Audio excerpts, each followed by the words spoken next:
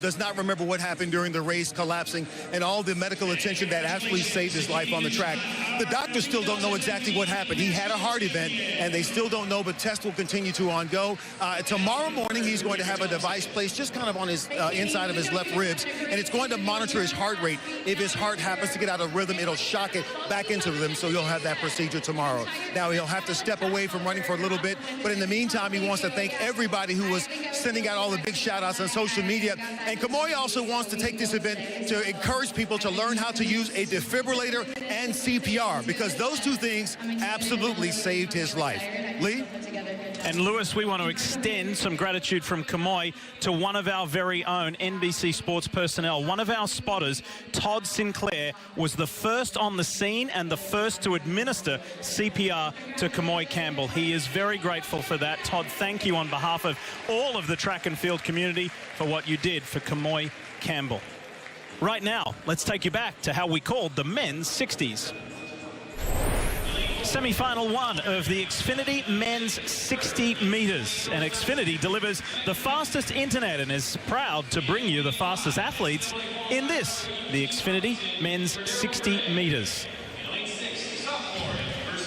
And in lane 5, Cordero Gray.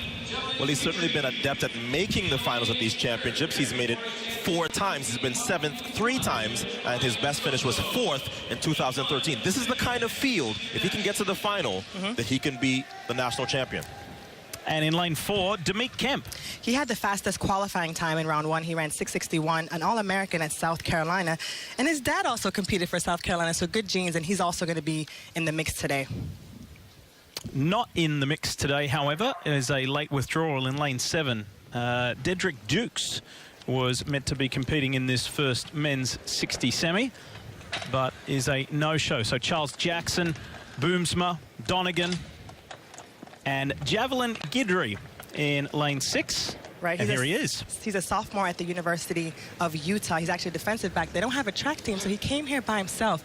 Interesting fact, he's a state champion in 100 meters in Texas and in California in high school. That's rare. I've never heard of that before. Men's 60, semi-final number 1.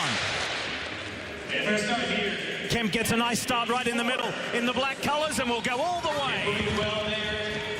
6:56, not a bad time at all. So Kemp confirmed now 6:58 out of lane 4.